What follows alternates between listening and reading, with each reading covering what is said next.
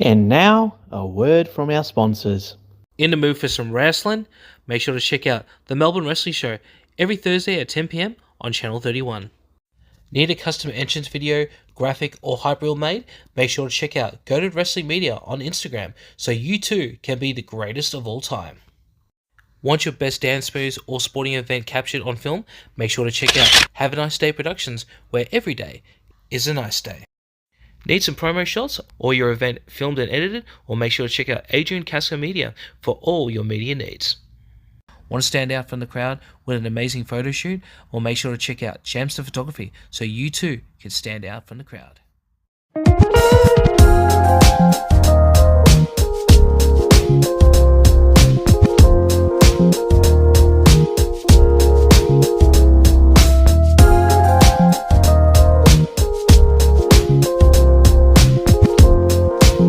Hello and welcome to another episode of Whatever's Cool, the show where we talk about anything and everything that is cool in the world today.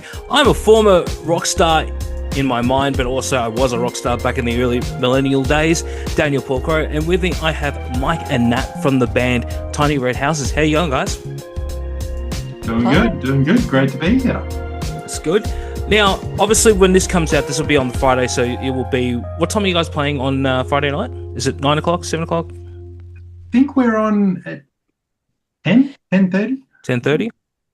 Oh, hopefully, yeah. I'll have to have a look at the... I think it's 9:30. 9:30, okay. Don't push for an earlier time because we're old. Yeah, good point, yeah. Hang on. How are we talking? Like, I know I should never ask, a woman her age, but then again, I'm not a fucking gentleman, so what, but how are we talking?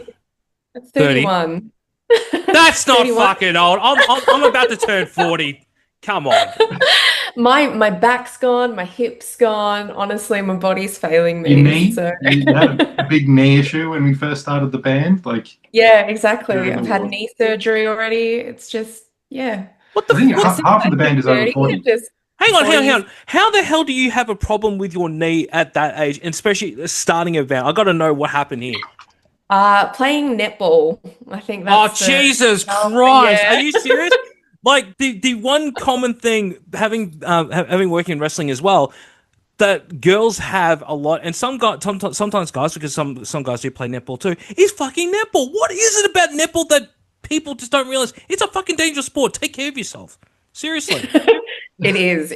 And honestly, I was at the time playing a very aggressive team, and I can't even blame it on them because I was on the court by myself. I just slipped. That was it. Oh God. You got all caught up in the hype and just... Yeah. I think the worst injury I've ever had in netball when I was growing up, I think I nearly dislocated a finger trying to stop it, and some people are just too bloody aggressive. Yeah. Very passive and very aggressive all at the same time. Netball is. I've heard a lot of trash talk on a netball field. I'm like, I played football, I played soccer, I've done wrestling, I've done mixed martial arts. I've never heard smack as bad as on a netball field. Girls I love it. Oh, girls are shocking. They'll say whatever comes to their minds when it's competition. So they'll tear you down. They'll find the one thing you're insecure about and just throw in on it, rip you apart. I wonder if this is the episode that's going to get us cancelled for talking like that. But I don't know. Then again, we haven't got the rest of the team on this episode. Obviously, you guys have done a massive marketing campaign, because that's how I discovered you, because obviously on Instagram, and I think it may have been TikTok, I might be wrong, but there was an ad going on for Secrets when that came out, and literally I didn't like those things I never really paid attention to, but then it was like the caption was, "What if Paramore was Australian?" or something like that, and I was like, huh, what? And then I literally heard the opening line, I was like, fuck yes, I love this song. And I had to go find it later that day, and I think I probably listened to that maybe 20 times. After listening, I just put it on repeat at work, and people just go, "Can you just shut the fuck up and just go into the other room and listen to it?" I'm like, yeah, I will, but just let me listen to it one more time, please. Like, yeah. But also, I have to thank you, and sorry to pull the curtain a little bit on this one, but I obviously do a lot of behind the scenes stuff for Alpha Pro Wrestling, and we did use Secrets as theme song. I cannot remember for the life of me which event was, but that was fantastic. The audience loved it. The guys and girls and the background were loving it as well. I've got to know, how did you guys come together? Well, I guess the first connection was Lee and I, our other guitarist and myself. We've sort of been bouncing around each other for years, just sort of different bands, mutual friends, that sort of thing. And then we got together for, I think, 1 or 2 sessions and just started demoing some ideas. Like, we need a singer. And we found Nat on the internet.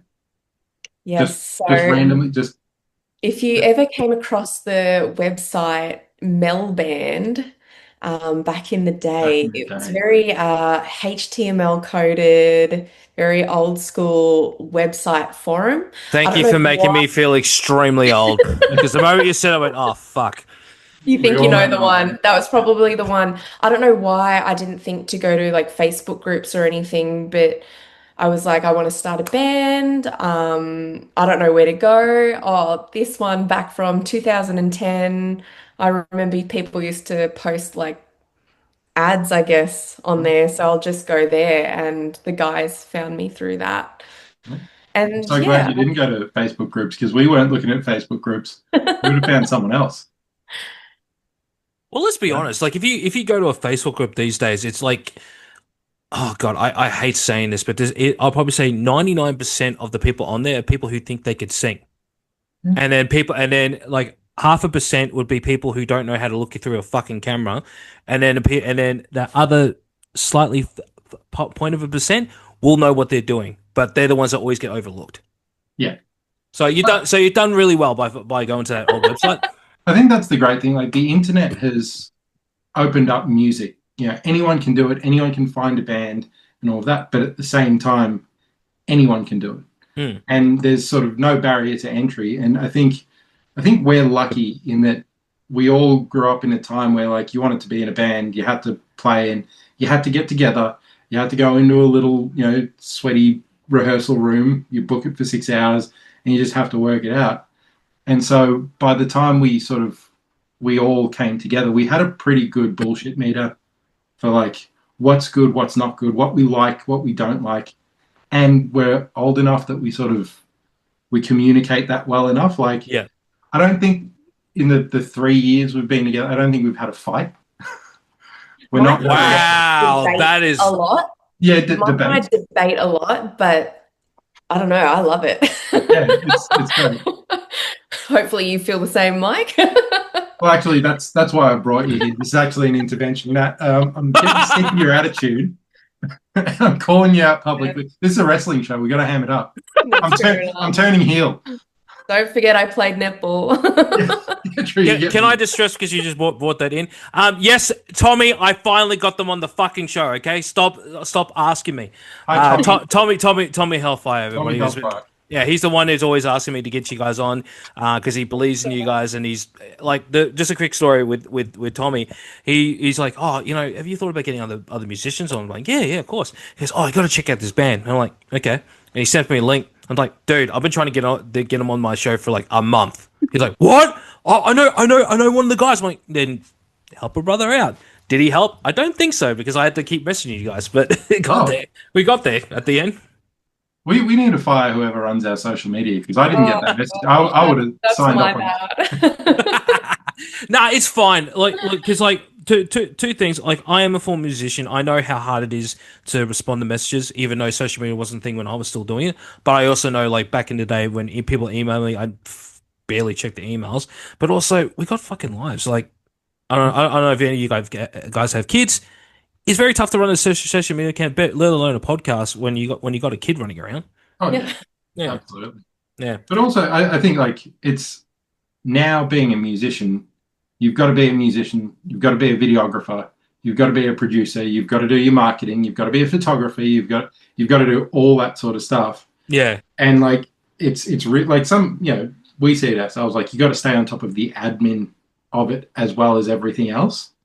And so, like, that's sort of, you don't think about that. You're just like, I just want to play my guitar. And And I think like we've got one, maybe two members of our band who are they stay out of the admin stuff, and they, to be fair, they definitely contribute in their own way. But it's like we've sort of got this great division of labor where we're like, okay, Nat and I tend to balance out the admin stuff, and then Lee and Jez just show up and get all the glory.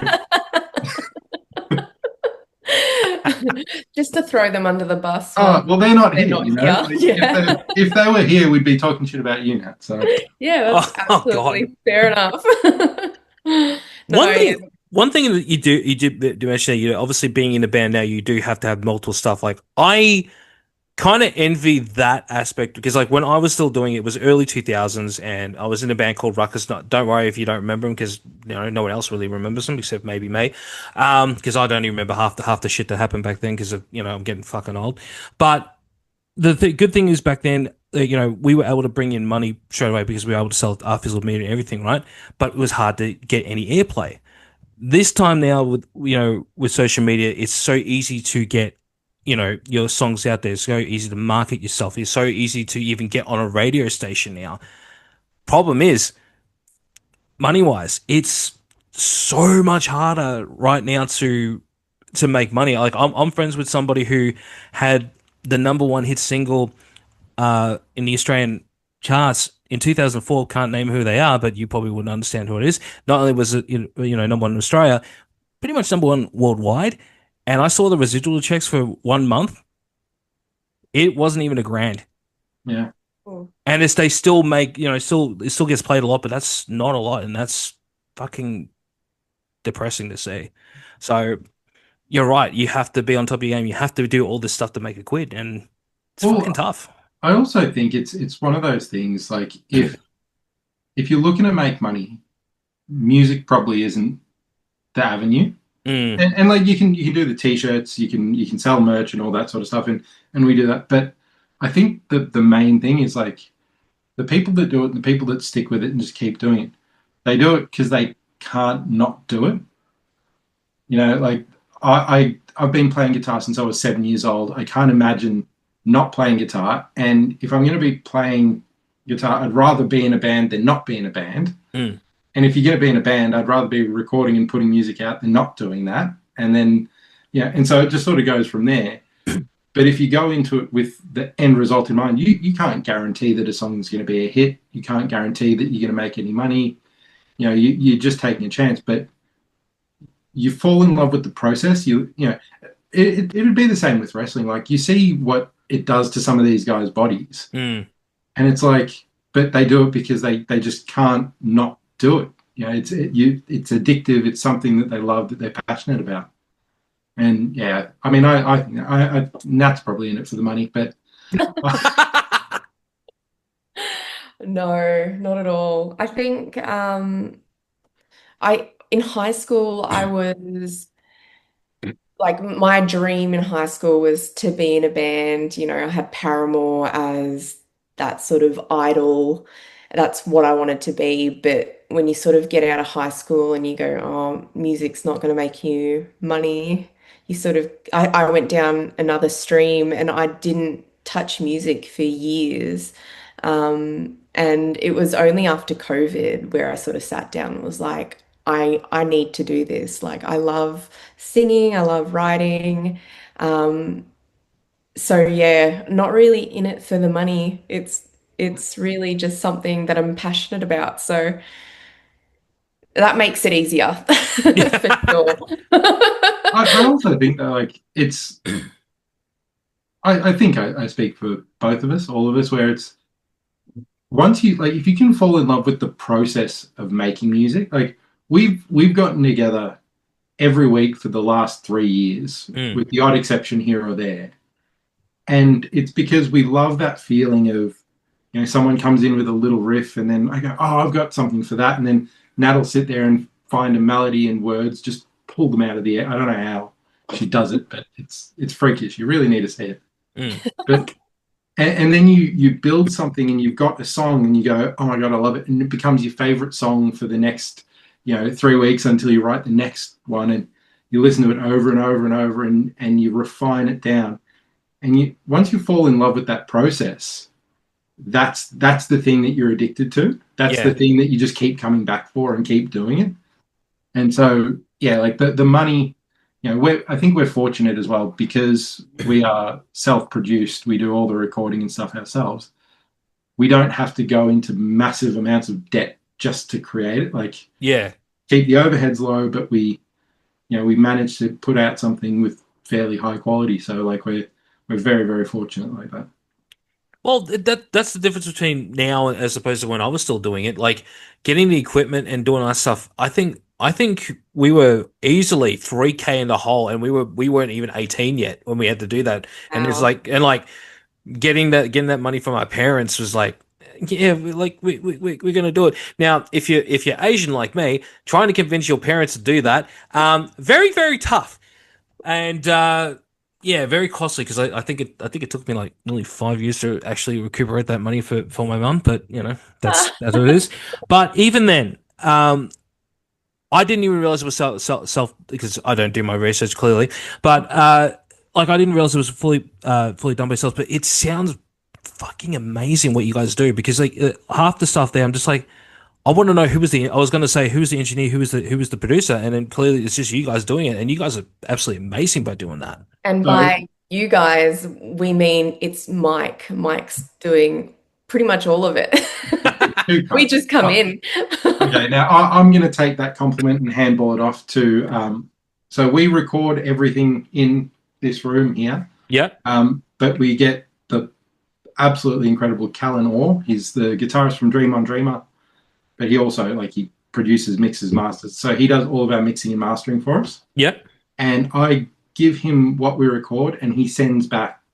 I don't know what he does. I'm trying to get a look at his computer screen at some point and see what dark arts he's working on our stuff because it's night and day when we get it back. So he works some magic on that as well. But everything up to mixing and mastering, we do. Yeah.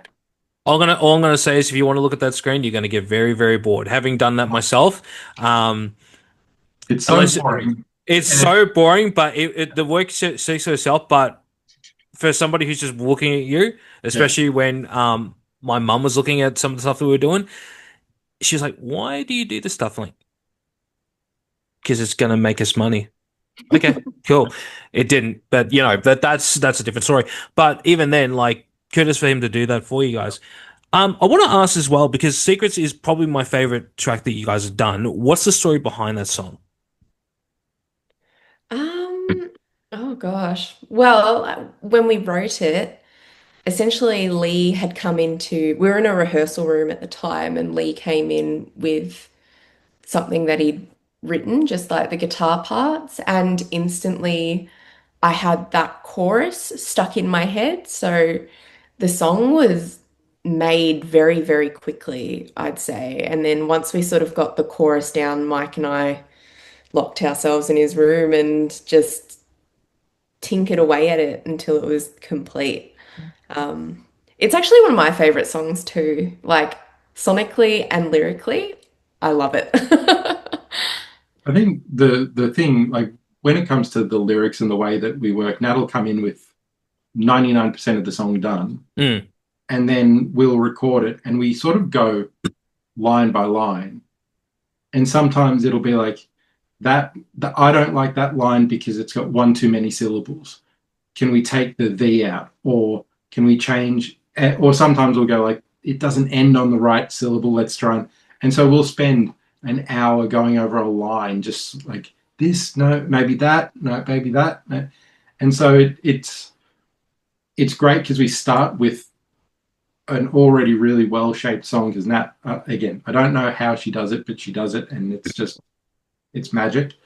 But then we just sort of whittle away, and I think that's probably where we spend the most amount of time with writing and all of that process is just making the songs as close to perfect as we can get them. And it'll be word by word, line by line, syllable by syllable, just making sure it's exactly what we want it to sound like. Yeah. Well, what Nat, what inspired the lyrics for the song? Oh my God, I hate these questions. All right, let me rephrase it. Are you comfortable with the story that's behind those lyrics? Yeah. Like this, a lot of the songs that I write are very sad, but I'm not as like I'm not sad at the moment. I think this is going back years and years and years ago about a past relationship. I don't even think Mike knows the story. But yeah, a past relationship that I had, I guess you could call it a situationship. Um, and I think I came up with it's weird, like I don't know how to explain it, but like when I listen to something, lyrics sort of just pop up into my mind, and Mm, then from there I base, I guess, a story around what fits. mm. And yeah, this one was just based on a past relationship, really. It's funny though sometimes with the lyrics. Nat will be writing a song about and we generally don't talk about what the song's about Yeah. while we're writing it. Feels embarrassing. So, well, yeah, it's like you just come in with lyrics, and I'm like, cool, that's great. And I think I understand what it's about, so we'll write, and I'll throw a line in, and that'll throw a line, and then we'll find out later that we were talking about two different things. Like Yeah. there's another song that we had where like I think I chimed in like three or four lines throughout the song, and then I'm like, yeah, so it's about a situationship, and you wanted to move it into a full relationship, and you're like, No. no, it was about me wanting to do music. Like, I'm like, oh, I misread Yeah. that entirely. I feel like Mike just assumes everything's about a relationship Yeah, that I've had. Secrets is, I will give yeah. you that, Yeah. but more was, yeah, about me wanting to get into music. Runaway was about a friend, like a friendship breakup. I don't know if you want to call that a relationship. It's a relationship of some sort. It Yeah, counts. I See Stars was literally. That's another one of my favorites. Oh, I well, love that one too. that song I don't mind talking about the backstory of, because that was after watching Pierce the Veil live, and I just had the most like heart-wrenching post-concert blues, and I was like, oh, I just want to get that feeling again. So I See Stars was written about post-concert blues. And I think everything's about a relationship breakdown just because like we're an emo band. Like Yeah. it's all about like breakups and sad stuff. So Yeah. I just assume I that's love writing Do we sad classify music. you guys as emo? Like I would have thought it'd be just pure rock, to be honest. well, But yeah, it's emo, it's pop punk, it's rock, it's I I don't don't know, know there's where some we fit. yeah. We're somewhere like just in between all of that. yeah, because like if you're gonna go emo, like the first band that comes to mind, I know that they're more classified as punk, but they're still emo to me. God damn it, AFI or him or oh fuck, who's another one? Hawthorne Heights, The Hawthorne High. Thank Huge, you. Yeah. Story of the Year. Like, Hang on, well, Mike. Yeah, I gotta ask, how old are you? Because I gotta. I'm 37, Mate, and we're from the same cloth, yeah, man. that's it. Yeah, we know. But they are all some of my favorite bands, and so like I remember at the time, emo was a dirty word, and like all the emo bands hated being called emo. Yep. But now, like you look back on it and you go, oh, if that's what emo was, if emo is wrong, I don't want to be right. If that's just yeah, that's all I grew up listening to. So it's like, well, yeah, we I think at the end of the day, we're a band, whatever it is, rock or whatever. We've got elements of electronic stuff in there. There's all sorts of stuff. But yeah, like I identify with the emo tag. Put my hand up. I just wouldn't put you guys in that thing because I don't feel like it comes across that. But then again, like a band like Green Day can be emo all of a sudden because of eyeliner. Yeah, exactly. Yeah, but That still. wears eyeliner, so that counts. We're emo. Yeah, that counts. Okay, well, all right, we'll call you guys an emo band. There's nothing wrong with that. I'm not picking fun of people about emo. I just don't associate your music with that. But you're right. We're a rock band, really. Yeah. Yeah. Well, that's what I feel like. And every time someone work hears when I'm playing any of his music, they go, "That's a pretty good rock song." I'm like, yeah, pretty good. I fucking love it. And talk to me about the new EP. Like, how long was the writing process and how did it come about? I think it was over 2 years. I See Stars was one of the first songs we wrote for it. Yeah, 2 years maybe. Yeah, about that. I mean, I think we started it when we released the first EP album thing. And I think that was a year. Yeah, but we had that first EP done, and I guess it was, in your hands getting produced. The marketing And that period. was just sitting there ready to be released. And in the background, we were already writing songs for this release. So it was a bit of overlap between the two. Yeah, I think that's the thing. Like we're always writing. Mm. Like at the moment, we've just put this EP out. We've got 30 instrumental, fully demoed tracks for the next one. Like we're already starting on that, and it just keeps going. Yeah. But we don't but when we put it out, it's like, okay, this is a cohesive group of songs. We got one done, and then another, and then another, and then next thing you know, you're like, oh, this is done. Let's put it out and keep working on the next stuff. Wow. Well, if it takes 2 years, I mean, you guys have done a really good job. I really enjoyed the EP. I think if you go and have a look at your numbers from YouTube Music, that's all me generally because I've been. I was wondering who that was. It was me. It's anomalous. It's strange. Well, one because obviously for Alpha we're using Choke. I don't care as the theme song. So before I even asked you guys if I wanted to do it, I played it on repeat because I wanted to play what I thought how it would sound like out in the crowd, and also how if I was to make an entrance video for it, how it would work. And literally, by the next thing I know, I was like, oh shit, it's like 50 plays. Oh. This is gonna fuck up the algorithm, but hey, at least we love it. We love it.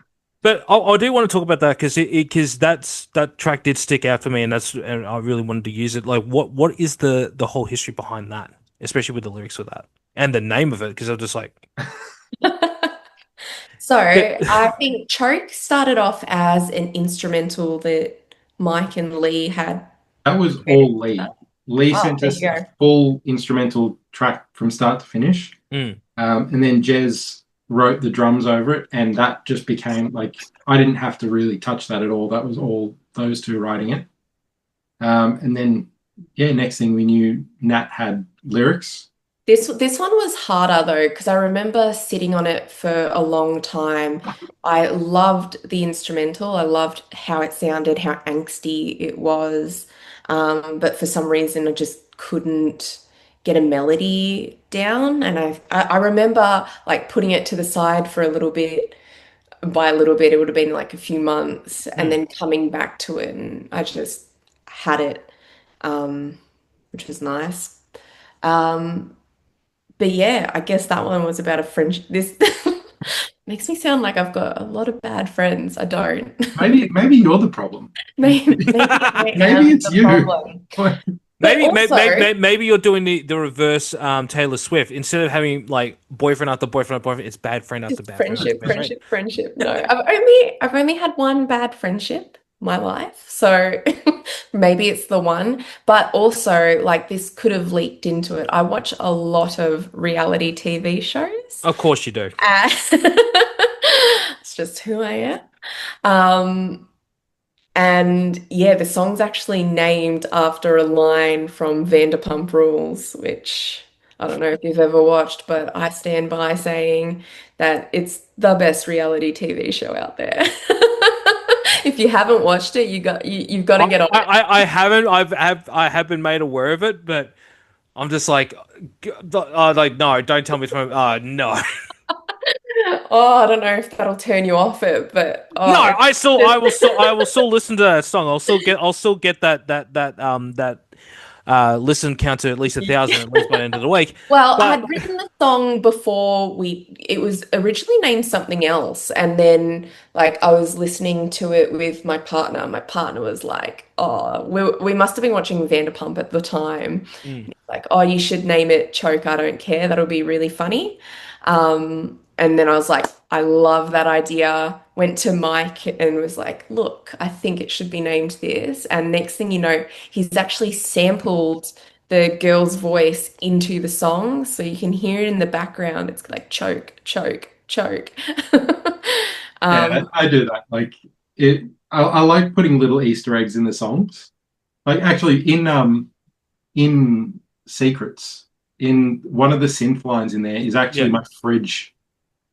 When you open the door, it plays a little melody. I sampled that and sort of tweaked it and put it in there just because What? I got bored. Oh fuck! I'm gonna have to go have a listen to this. Yeah. Oh, Yeah, I do a lot of that sort of stuff. the only reason why I really want to talk about that because like when I remember when I saw the clip that I can't remember what it was, but it was it had it on there. I was like, choke it. I don't care. I'm like, nothing sus. And I was like, okay, that's really. Such a hateful line. Great. All I need is Josh Redfield right now, and he'll go, yeah, that's definitely me, mate. I'm definitely no, don't do that.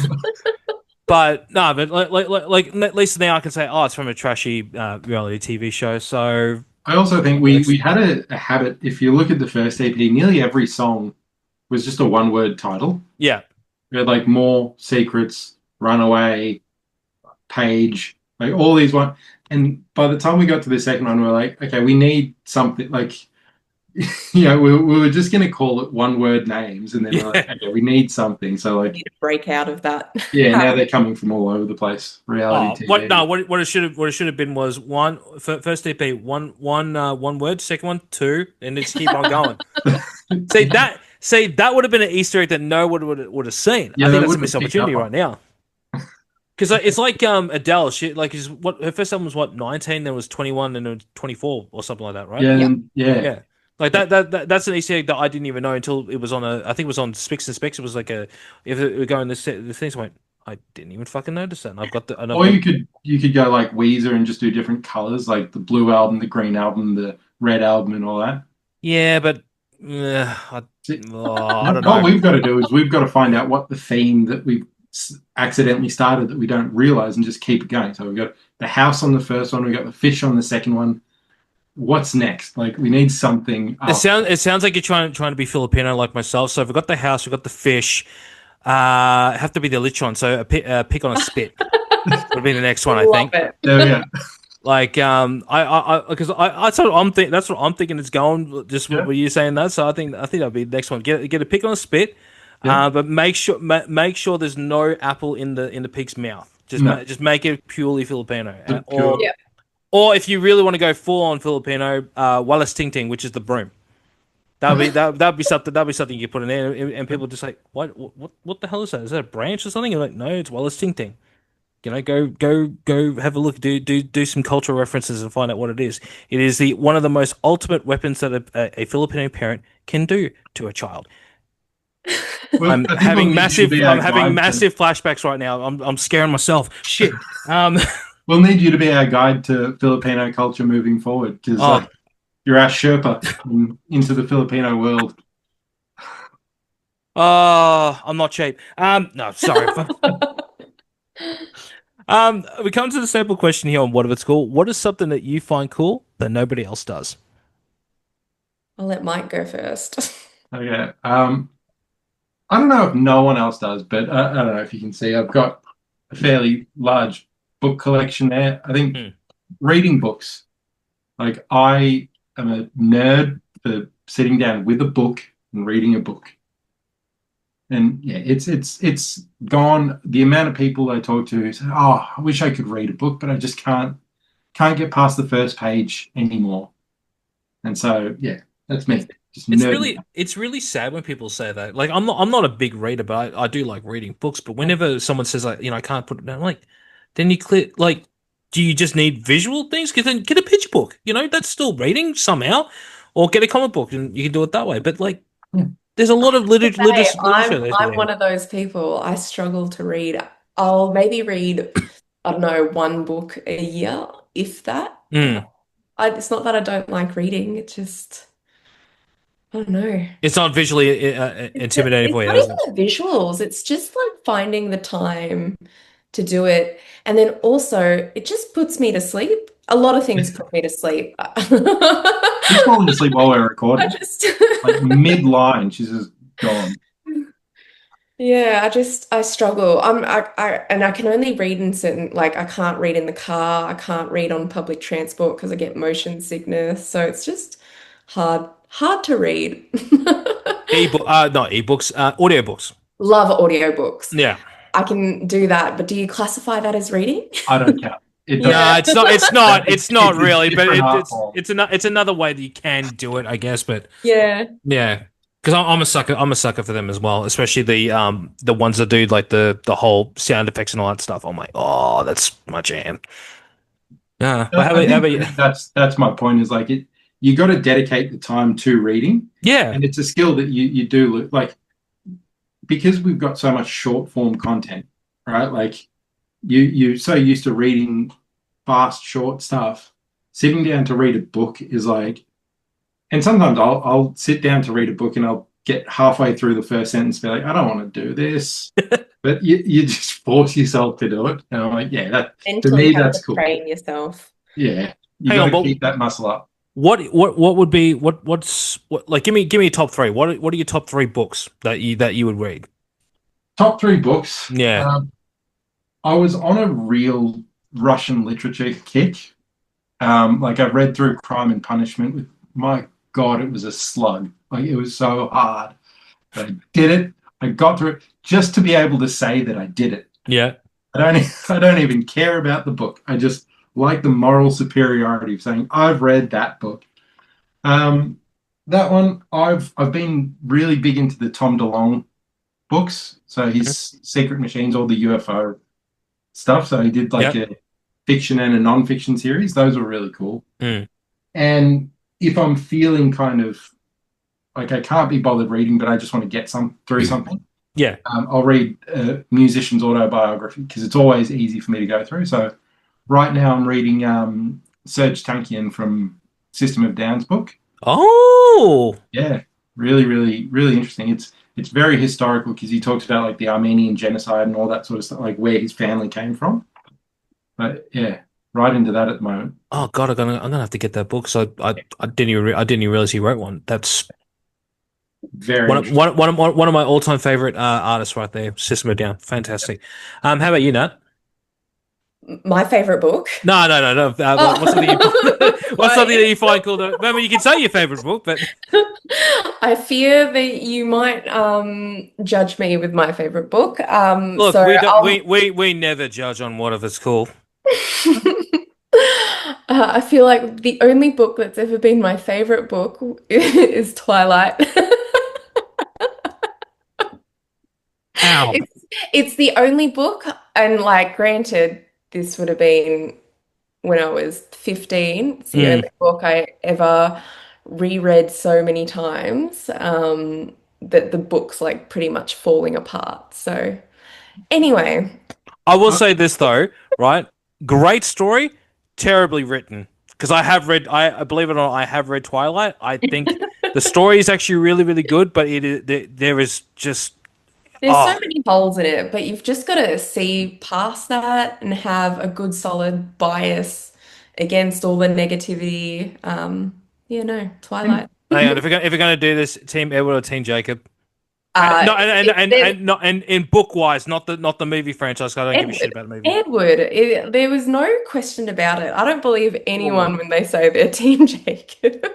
No, they're only Team Jacob if they're watching the movies. That's it. Yeah. I'm sorry, but that's he's sorry when I say this, he's a dick. Like, no. But I think this takes it back full circle to the emo thing because I heard, and I could be wrong, but I heard that Twilight was written as a fan fiction originally around, was it the Used in My Chemical Romance? Like she was a fan of She those was a bands. massive fan. Oh, I hate that I know this. Okay. She was a massive. Like, this is how obsessed I like as a teenager, fully obsessed. Like I went down every rabbit hole with Twilight, but I knew Stephanie Meyer was really into Muse and that Ooh. generation of emo music, I guess. And that's why it sort of delved into You know, Is that why they used that they're like the most commercially generic song in their soundtrack? The their Muse first song, soundtrack, I have to say, is so good. The one with that The Muse Code. song, Oh, Super Dark Black Hole or something. Oh, I don't know. It's just like that. I feel like everyone knows that song, but I'm like, they've got so much more better songs than that, and they Oh, use I'm that one. You sure. know, time is running out. I'm sorry, is their best song. I don't care what anyone says. I will die on that hill. I won't fight you on it. Yeah. Well, all right. Well, what's something that you find cool that nobody else does? I didn't know which one to go down, Oh, no. orchids or fish. Um, but I might go orchids. So I really like going out looking for native terrestrial orchids. Um, Okay. it's odd. It's No, very no, no, no. It's not nerdy. odd. It's just I was just like I didn't expect that. Mm, um, gosh, I don't even know when it started. It's definitely not as like I get very obsessive with things if you couldn't tell. Um, I was very obsessed with it for a good, I reckon, 5 years. Hmm. And the only way I can describe it is it's kind of like hunting for Pokemon, except not that cool. I fear that Pokemon's quite cool. But every time, because you don't know where the orchids are, right? So you're just Hmm. walking through the bush, hoping that you find something. And the orchids are like maybe this big, they're quite small. Hmm. And then you find an orchid, you have to ID it, and then I'm there on the ground taking photos of an orchid. and then Yeah. like Pokemon, you battle them. I wish it was that cool. That's probably the nerdiest side of my personality. No, but that's it. That's really interesting because I don't know many people who like orchids like that, and I think that's cool. That's I have definitely an Instagram page with all the orchids I've found, so plug it, so we know what it Nat is. Plant Ventures, if anyone's a botanic nerd like I am. I came across that in my like people you may know, and I was like, I don't want to follow it because I don't know if it's like a secret shame. So I didn't want to let you know that I knew about that. No, it's there. Well, the I'm world knows actually like now. But yeah, people well, that I that, meet at gigs and stuff that they say that they're sort of like when you're in the ecology world, everyone sort of like knows each other. And then when you meet someone who's like an ecologist and you go, I'm into orchids. I've met a few people just randomly at gigs through that, which is nice. I'm not the only one. No, I think you would do well with our cast member Bambi. She loves all that kind of stuff. So I think when she sees this, you might get another fan out of her because the moment she'll If hear she wants orchids, to I was like, talk oh, plants, yeah. I'll have to write a I'll theme tell. song for it. Don't get us started on that one, please. Um, in saying that, though, we might be in chat with you guys in the future because we do need a theme song for another show that I can't name right now. But if you guys have been watching the regular shows, you know that something's coming up in the future. Because I think that would be really cool for us to collaborate as well. But yeah, we'll talk soon about that one. But guys, thank you so much for being part of the show. Good luck. Well, because this will be out on Friday. Good luck tonight. Hopefully everything goes really well. Actually, I have forgotten the one question I did want to ask because we were talking about before we even got on the EP itself. Is it going to be? Are we going to get a physical release of it anytime soon for us physical collectors out there? I think it depends on how soon is soon. It's definitely something. I mean, physical releases, we all grew up with them. It's something we definitely want to do at some point in the future. And we can always go back and re-release stuff physically. Mm. At the moment, it's just digitally out by all streaming platforms. But yeah, definitely something we'd look at in the future. Even just as show exclusives, selling at shows. Why don't you do that? I can just see dollar signs coming at, like thinking of that now. But hang on, but are you going to do the vinyl like all the other cool cats right now, or are you going to keep it old school with just with the CDs? I think, I mean, we definitely want to. I think we've seen, particularly since the release of this EP, we've seen a fan base kind of grow up, and like there's more people than we ever thought would listen to us. So we're sort of like, okay, now we need to we're on the back foot. We're like, we got to do something with it. So yeah. Well, if you really want to go all the way back to something like this, because I can't believe I'm going to say this because people are going to go, "Oh, you like that band?" I'm like, "God damn right I do." I saw on a website that they sell tapes. Yeah. Right. I bought the last 1975 album on tape. I didn't buy it on CD. I didn't get it on vinyl. I got it on tape, and I've listened to that motherfucker like no tomorrow. And it's such a nostalgia kick for me to sit in my room and just listen to it on a tape. It sounds terrible, but hey, it's good. It's good. It's for me. It feels the soul on that. Well, if you check out our music video for "I See Stars" on YouTube, you'll see there's a bit of reference to tape culture in that there. Which is funny because it was Lee's daughter who's using the tape, and she's 5? I don't know how old she is. She's really young. She's 5, yeah. Never seen a cassette player in her life, and you can see her there like figuring out how does this work, and then when she gets it going, she's like, wow, this is so cool.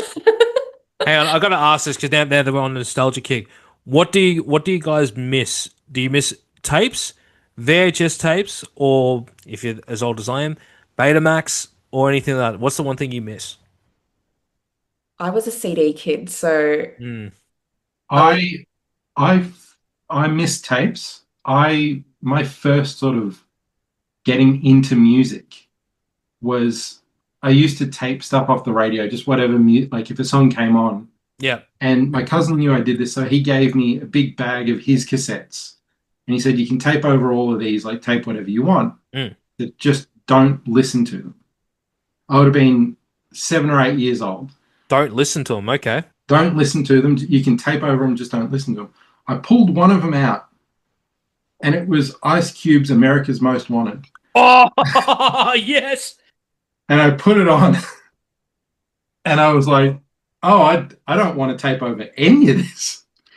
And so I just so I had like Public Enemy's Fear of a Black Planet, Ice Cube, I had NWA Straight Outta Compton all on tape. Oh, you lucky bastard! And so like my earliest love in music was hip hop because of that. Yeah. And then I got into rock through Limp Bizkit and Linkin Park, and then I was probably the last of my friendship group to listen to Blink-182 eventually, and now they're like, how do you not listen to them around that time? Like they were like huge. I was hip hop. I was Dr. Dre, Eminem, Snoop Dogg. Okay, fair enough. That makes sense. My world at the time. And then then I went into rock, and now I'm into all kinds of weird stuff, like just out there. But all right, hang on, because you were into hip hop and all that stuff. Be very, very careful how you answer this question. Yeah. Because I will judge you purely on this. Okay. Biggie or Pac? Biggie. I think. Why? I think a lot of Pac had a bigger discography. Mm-hmm. Biggie had 2 albums. Yep. 2 perfect albums. Yep. 100% agree with that. Pac had some hits, some misses. He had some amazing stuff, but it wasn't a consistent body of work. Actually, technically, Biggie had 1 album before he died. Yeah, but Ready to Die from start to finish was incredible. So I think with that, just because in terms of consistency across the whole body of work, technicality, Biggie. Mike, you got the right answer right there. Because if you just said Biggie because he just sounded good, I'm like, nah, it's still the wrong answer. Because like you look at Biggie's work and although it's what is it altogether with those 2 albums, 20 songs? I think thereabouts. It's not. They're all like got some meaning behind it, and they're all like you can't like just like skip it. They're all amazing. So with Park, I like to disagree on this one with a lot of people. There were some hits, but there was a lot of stinkers.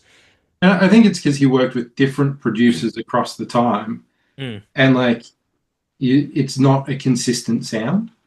Whereas I think with Biggie, it was just that slight. If he had lived longer, the answer would probably change. And if he had, if he was collaborating with Skrillex and all that sort of stuff now, you'd sort of go, okay, he lost it. But yeah, no, I think he did well. The only other thing I want to, because I feel like I'm doing too much to Mike. I gotta say this, Nat. If you can, in the next few songs that you do, try to put in more references to trashy TV.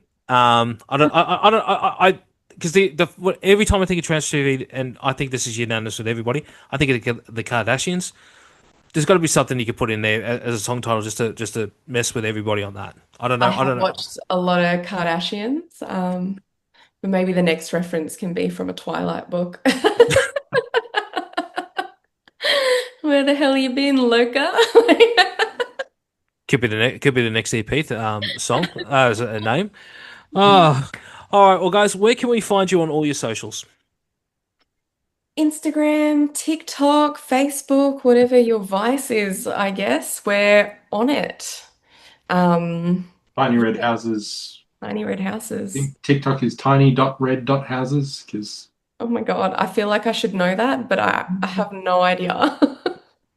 But we're all all the socials, all the streaming platforms are on YouTube.